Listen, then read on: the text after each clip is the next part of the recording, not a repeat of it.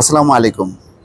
Donald লু ঢাকায় আসার পরপরই যে কি পরিমাণ তার ব্যস্ততা, তার একটি প্রমাণ হলো যে সরকার এবং অন্যান্য পক্ষের সঙ্গে আলোচনার আগে তিনি সুশীল সমাজের প্রতিনিধিদের সঙ্গে ইতিমধ্যে বৈঠক করেছেন এবং পিটার ডি হাসের বাসায় এই বৈঠকটি হয়েছে। তার মানে হচ্ছে তিনি বাংলাদেশের মাটিতে পা দেওয়ার পরপরই বেসরকারি পর্যায়ে সুশীল সমাজের কাছের বিভিন্ন যে পর্যায়ে আছে তাদের কাছ থেকে দেশের নির্বাচন, অর্থনৈতিক পরিস্থিতি সব বিষয়ে তিনি একটি ধারণা নিচ্ছেন। এই ধারণা নিয়েই কিন্তু তিনি সরকারের বিভিন্ন পর্যায়ে কথাবার্তা বলবেন। তো সুতরাং এই বৈঠক থেকেই বোঝা যাচ্ছে যে তাদের প্রায়োরিটির জায়গাটা কোনটা। মানে মার্কিন যুক্তরাষ্ট্র কিন্তু এখনও বেসরকারি পর্যায়কে বেশি গুরুত্ব দিচ্ছে ওই একটাই কারণে যে তারা প্রকৃত পরিস্থিতি বুঝতে চায়। অনেকে বলে যে না এখন শেষ, ওই তাদের বোয়িং ব্যবসা, তেল গ্যাস ব্যবসা না, মানে এর বাইরেও তাদের যে অনেক ধরনের একটা কমিটমেন্ট আছে, রাজনৈতিক কমিটমেন্ট, এটা হচ্ছে তার প্রমাণ। তা না হলে বাংলাদেশের মাটিতে পা দিয়ে প্রথমেই তারা সরকারের বিভিন্ন পর্যায়ের সঙ্গে কথা বলতো, আর হয়তো মুখ দেখানোর জন্য বেসরকারি পর্যায়ে ওর সাথে দেখা করতে পারতো। কিন্তু না, তার কাছে গুরুত্ব হচ্ছে বেসরকারি পর্যায়ের সমাজের বিভিন্ন অংশে যারা প্রতিনিধিত্ব করেন তাদের। এবং দেখেন আজকে তাই হয়েছে যে কাদের সঙ্গে বসছেন তিনি। ডেইলি স্টারের সম্পাদক মাহফুজ আনাম কে ছিলেন?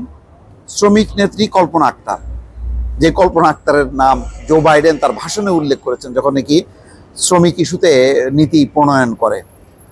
শ্রমিক নেতা বাবুল আক্তার, জলবায়ু কর্মী সোহানুর রহমান এবং মানবাধিকার কর্মী নূর খান লিটন। তার মানে এই যে মানুষগুলো, তারা কিন্তু কেউ সরকারের সাথে সংশ্লিষ্ট না, তারা যার যার অবস্থানে কাজ করে, যার যার অবস্থানে তারা মানবাধিকার সমুন্নত রাখার জন্য, গণমাধ্যমের স্বাধীনতা সমুন্নত রাখার জন্য, মানবাধিকার এবং শ্রমিক অধিকার এই ব্যাপারে তারা নিরলসভাবে কাজ করে যাচ্ছেন। এই মানুষগুলোকে মার্কিন যুক্তরাষ্ট্র চেনে এই জন্য, এবং তারা জানে যে এই মানুষগুলোর সঙ্গে যদি আমরা কথা বলি তাহলে তারা প্রকৃত চিত্র পাবে।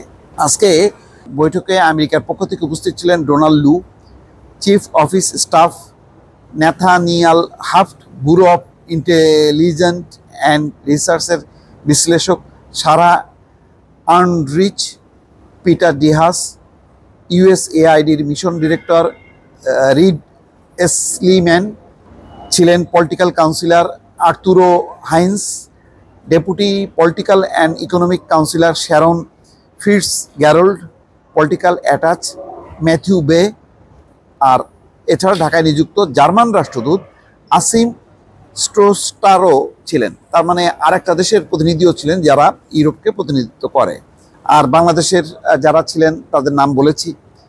এবং আজকে রাতে দেখেন প্রথমেই তার মানে বেসরকারি পর্যায়ের নাগরিকদের সঙ্গে মত বিনিময় করে দেশ সম্পর্কে একটা সম্মুখ ধারণা নিয়ে এখন রাতের বেলায় তিনি যাবেন সালমান এফ রহমানের বাসায়, সেখানে নৈশভোজ করবেন এবং তারপর সাবের হোসেন চৌধুরী পররাষ্ট্র সচিব এবং কথা বলবেন হাসান মাহমুদের সঙ্গে সৌজন্য সাক্ষাৎ করবেন। তো একটা পরিষ্কার যে তাদের প্রায়োরিটি তালিকাটা কি, এটা আমার মনে হয় যে বোঝার কোনো কষ্ট হচ্ছে না।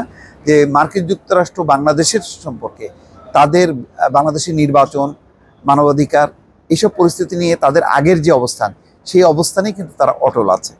দর্শক ভালো থাকবেন, আল্লাহ হাফেজ।